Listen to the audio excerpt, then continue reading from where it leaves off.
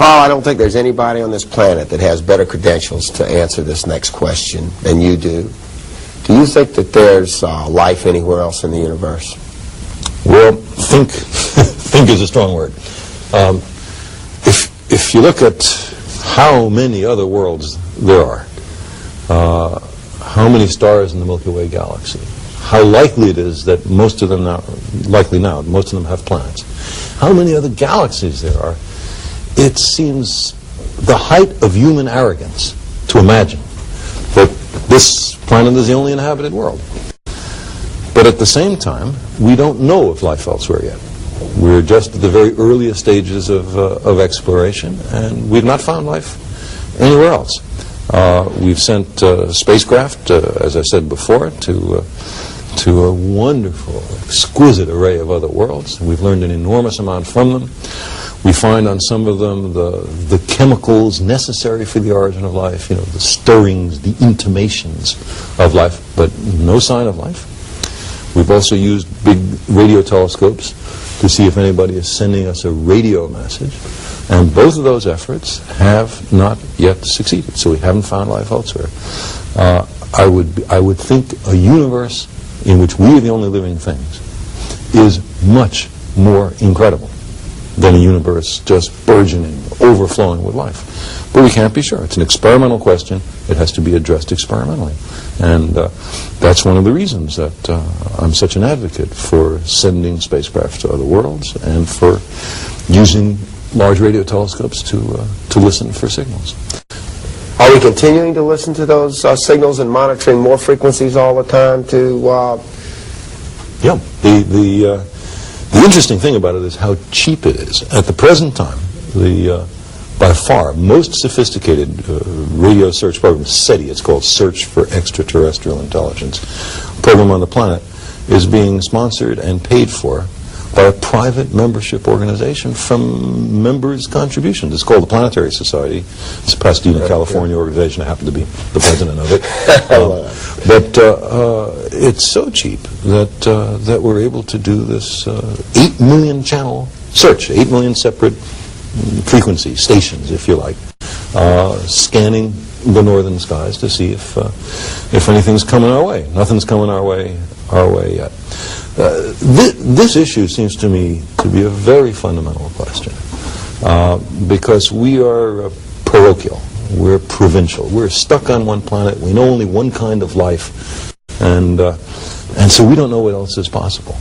Also, if we talk about intelligent beings, we think a certain way. We think we got a lot of stuff figured out, but we're not positive that someone else, smarter than us, independently evolved on a planet of another star, might not look at the world in a different way. It'd be a very sobering experience for us to compare what we think we know with what other guys smarter than us know. That's one of the many important aspects to it. But imagine the other way. We've now, as I keep saying, made a preliminary reconnaissance of most of the worlds in the solar system. No sign of life. That suggests life doesn't come everywhere. Life isn't all that easy to arise. And it says something, therefore, about the rarity and preciousness of life on our planet. It's something that needs to be cherished, taken care of. So the flip side of not finding life elsewhere is a much greater respect for the life that's here. And here we are destroying an acre of forest every second on the planet, destroying species left and right, and imperiling even ourselves. It's, I think, a useful perspective to recognize that life isn't all that easy to come by, that we have an obligation to preserve life on this planet. So there are many aspects of looking for life elsewhere that seem to be very important. Another one is our own origins. How did we, us humans, us animals, us life on Earth, how did we get here? How did we come? What do you think? Do you think that there was the conventional concept of God, or do you think it just happened? Well, Well, that's not the full range of possibilities. Well, that's true. We could have come here from somewhere else. Oh, that's also possible, but where did we come from before that? Absolutely. So you want to watch out for the infinite regress. What's your personal opinion? You know, put you on the spot a little bit. I'm a scientist, so I say I go where the evidence goes, not what I personally would like to do. What is the evidence as you interpret it? I would love to believe. Your theory. I would love to believe that there was a God who made us, who's looking out for us, and loves us. We need takes love. care of us, and because guides us and keeps us. Such a mess. We're doing things so wrong.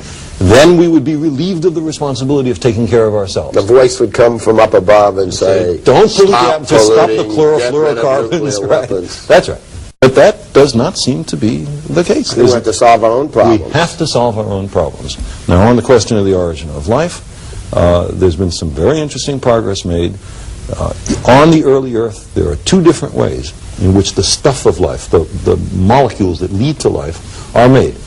One, it seems very clear, it was made in the primitive atmosphere, lightning, ultraviolet light falling on the Earth, that kind of stuff. And the other way is, it fell from the skies. Because at the time of the origin of the Earth, comets, a lot of debris was being swept up. The solar system was a lot more traffic in it than there is now. And a lot of that debris, we know from the exploration of Halley's Comet, for example, comets are very rich in organic matter. So the stuff of life was falling on the Earth. Now, is that the hand of God or not? Well, if you believe in God, God established the physical laws of the universe, and chemistry is a consequence of physics, so all those molecules that led to life were made by God. It's possible to believe that. I'm not opposed to that idea, but I just say there is no evidence for it. And where there's no evidence, I say keep an open mind. Don't commit yourself in the absence of compelling evidence. Well, I think it's, I agree with you. We're going to have to solve these problems ourselves that we have today. And in historical religions, many wonderful, fine teachings, but none of them, they're all ancient by today's standard, pre-industrial revolution. And they didn't deal with the problems that we had today, because when Christ and Muhammad and the other prophets were alive, they didn't have nuclear weapons. There was no problem with overpopulation or environmental problems, so they weren't even mentioned in the commandments and the Quran and so forth. Yep.